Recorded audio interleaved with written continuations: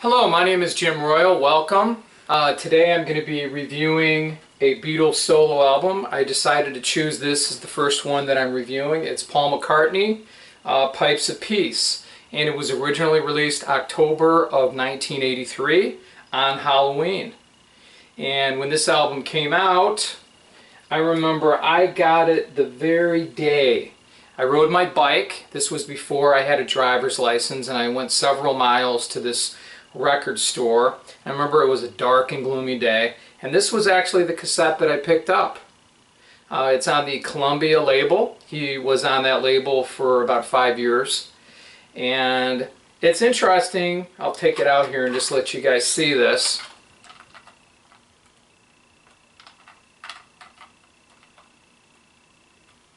And I'll hold this up because I know it's much smaller. Alright, what's interesting about this one is that the CD and the LP, this is the way it's actually supposed to be. Okay? But he's on the cover of the cassette. I guess maybe because they figured it was small enough. You know, they wanted to put his face on it. But Paul is on the back right here. Here, let me get this closer so you can see.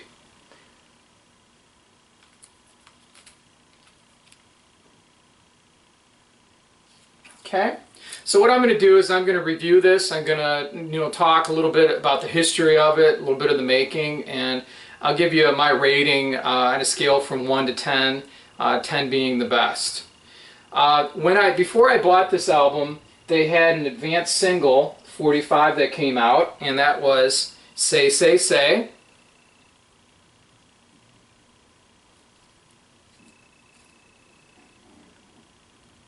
Here, so you can see everything. So I bought this one first, and it has a B-side on it called Ode to a Koala Bear, which for many years was only available on this 45 and maybe a 12-inch. Finally, in October 2015, when they remastered Pipes of Peace, they put it on there as a bonus track, which was great. Anyway, Say, Say, Say was a song that Michael Jackson and Paul McCartney collaborated on. They both wrote the song. And it's definitely a fun song. I love it. It was #1 here in the States, and I think it made #1 in the United Kingdom also. What I love about this is just, it's a nice, fun pop song. I remember it's a little maybe dated today. You don't hear it anymore on the radio, on the oldie stations, but it's definitely a lot of fun. Now, when I'm going to be talking about stuff, in that time, when this came out in the early 80s, MTV was brand new and everybody was watching music videos. There was a nice Say Say music video for that one. Michael Jackson and Linda McCartney were also in there. I'd recommend something either going on YouTube and checking it out, or picking up something called the McCartney Years, which is a video compilation. It came out about 10 years ago. So that was that. I picked it up. I was very excited. So then, obviously I knew this was going to be really great when I took it home. When I took the cassette home, I remember I put it, I went downstairs in my dining room. I had my little Sony Walkman, and I listened to it a few times. And it's one of the things with Paul McCartney, you got to listen to it a little bit, and it grows on you. That's what I have to say sometimes about his music. So anyway, here we go with the review. Pipes of Peace is the first song. And before I start, this album was produced by George Martin, the famed Beatle record producer. When Paul McCartney was starting the prior album, Tug of War, he asked George to produce that one. And this actually has its origins during that time. In 1980, Paul assembled a few demos for Tug of War, and some of the songs ended up on here. And then he actually went in the studio in 1980, late 1980, and he was planning to do another Wings album.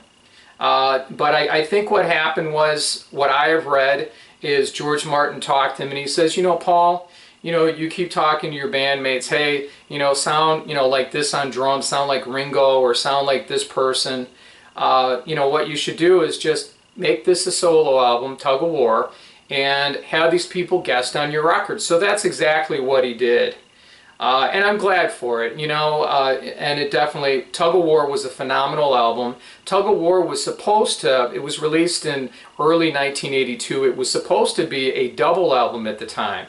They decided not to do that, so they decided to have an album, Tug of War, and then they had this one called Pipes of Peace, kind of a different theme, and that's what they did. So Pipes of Peace leads off, and George Martin did a wonderful orchestration. As far as production goes on this album, from 1 to 10, 10 being the best, I'd have to give it a 10 out of 10. It is that good. There are absolutely no flaws in it at all. Wonderful.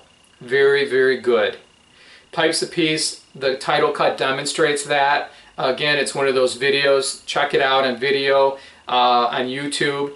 Paul McCartney plays dual roles in World War I as soldiers. Very interesting. I always like that, and when I listen to the song, I think of him, you know, in those videos, because I saw them so much at that time. Pipes of Peace was a #1 hit in the United Kingdom. Here in America, it was a B-side to a song, So Bad.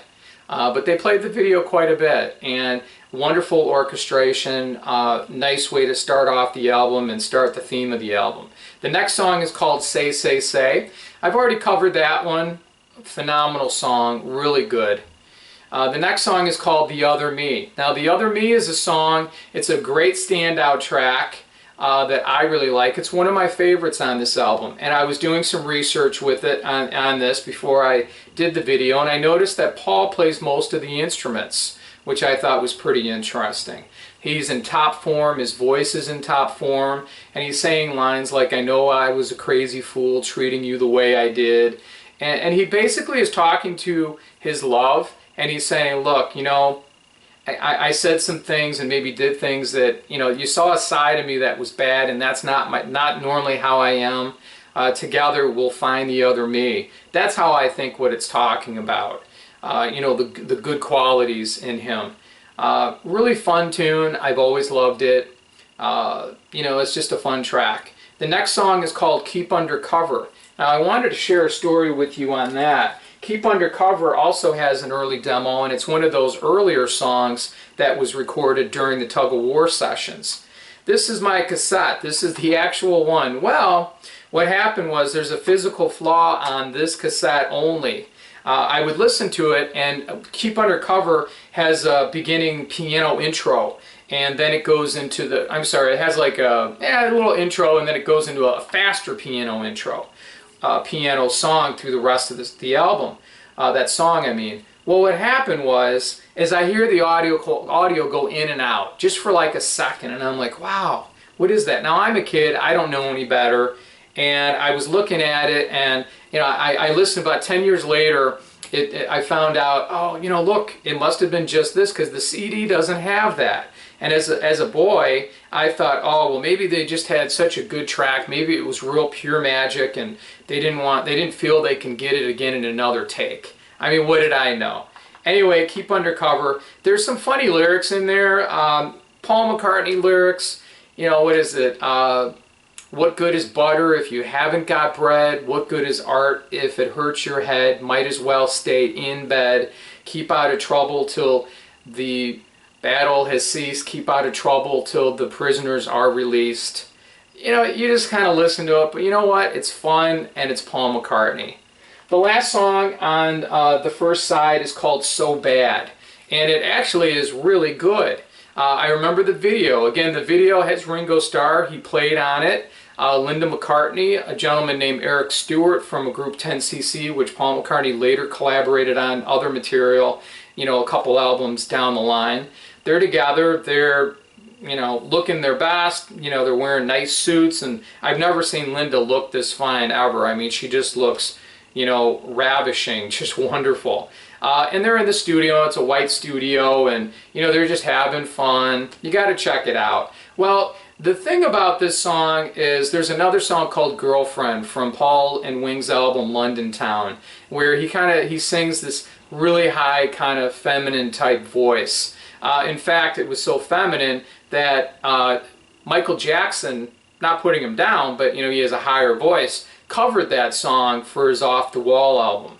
Well, he's doing this kind of again, he says, and if you leave, my heart will go. You know, he's singing real high, not the whole thing, but just parts of that. Girl, I love you so bad. You know, it's just like, okay, come on, Paul. But you know, when you get older and you fall in love and you listen to this song, you know exactly what he's talking about. This was actually a top 20 hit here in the United States. Now, if I was to stop reviewing the album right here and tell you what I think of it, from a scale of 1 to 10, 10 being the best, I'd have to give an 8 out of 10 right now. However, the problem is the B-side, the second half of it, okay? That's the problem. It starts off with a song called The Man. Now, the thing I have a problem with this is some of these songs were probably better to be on B-sides of singles, not necessarily filler on an album, okay? I wish he would have took some other songs and put them on there. Now, it's not saying I don't like them at all. I just don't think the quality is just not as good. Now, The Man was a song that was another collaboration with Michael Jackson. And this was one where, I don't know, I don't know what it sounds like. Someone had said, I read a review saying it sounds like it's from maybe an old TV show that was on just a brief time period. I know it wasn't, but it's kind of a, it's like a lost theme. It's like, where did this come from? You know, it would be a great B-side to a 45, okay? And actually, I'm glad what happened. There was it was slated for a single release in February of 1984 with a song, I believe it was called Backyard. I may be wrong. Anyway, I don't know too much about that B-side, but I know there was a bootleg that I've heard in the past, and you know, he's doing an acoustic version. If that's the one, I don't know. Well, anyway, the McCartneys were busted in February of 1984 in Barbados, marijuana possession. So I guess they decided to kill the single, which was probably good. You know, in those days, everything Michael Jackson touched turned to gold, okay? He had just come off of Thriller the prior year, but I guess it was good that they didn't release that. But they do have it on here. The next song is called Sweetest Little Show. This is a fun one. This is a nice song. There's a nice demo on here. It was one of the early songs that he recorded, probably during, you know, the tug of war, because there's an demo, you know, before he recorded that album. And what I like about this one is it's a little long, and there's a lot of instrumental breaks, which is also fun. And what happens in it is it's almost like being at a carnival at a vaudeville show. And, you know, he's just kind of playing just for, you know, you are his audience. Kind of like he does in concert, if anybody has seen him recently, where he does tributes to John Lennon singing Here Today, you know, just him without the band, or something on ukulele, you know, in tribute to George Harrison. It's just really like that. He does most of the instruments himself, I believe, and it's a fun song. That song links into a song called Average Person. Now, Average Person also has a demo on here, okay, and that was an early song from my understanding. This is almost like a continuation of Penny Lane, the Beatles song, except that it's kind of going on about, I don't know, maybe long drawn out themes. It's talking about boxers, waitresses, and it just keeps going on and on. Look at the average person, see the man on the street, do, do, do, do. You know, and then he does this, ow, ow, ow, ow, ow, ow. Kind of like from Ram. I mean, there's some fun stuff to it, but it's just really long. After that, he has a song on there called Hey Hey. Now, this is an instrumental, and this was a collaboration with him and a jazz bassist named Stanley Clarke. It's a good song. It's a very much a period piece. I think it was almost like a warm-up jam when they were, you know, getting together. I think it's one of the older tug-of-war session songs. I don't know. I think it would be good on a 12-inch. Maybe they had a great time listening, you know, jamming out to it, but it's very forgettable, you know, but it's interesting anyway. The next song on here is called Tug of Peace. Now, when I used to listen to this back when it first came out, I used to think of Tug of Peace being an instrumental. It's not.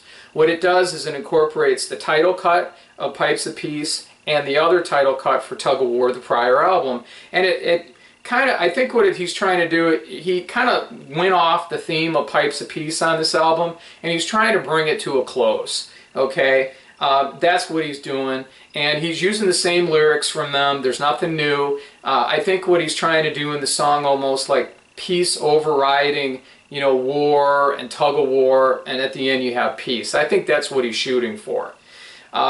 It's an interesting song, but it's not necessary, but I can understand why he put it on the album, like I said, to kind of bring closure to the theme that he was talking about. The last song on here is called Through Our Love. Through Our Love is an outstanding McCartney ballad. He always knows how to, churn these out. Wonderful song. I remember hearing it kind of on obscure radio stations, back in those days when it came out. Lovely tune. I like it a lot. Wonderful orchestration from George Martin, and a nice way to close the album.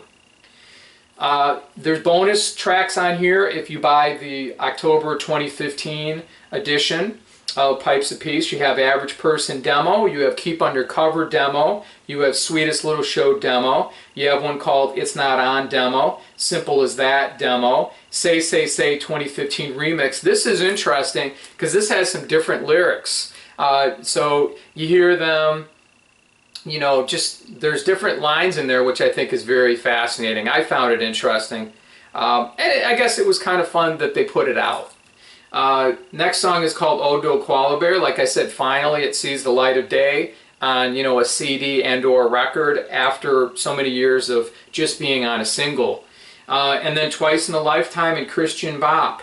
Alright, well, if I had to rate this album, I'm going to rate it at a scale from 1 to 10, it would be 6 out of 10. The reason I gave it a 6 is because the second side, in my opinion, is a little flawed.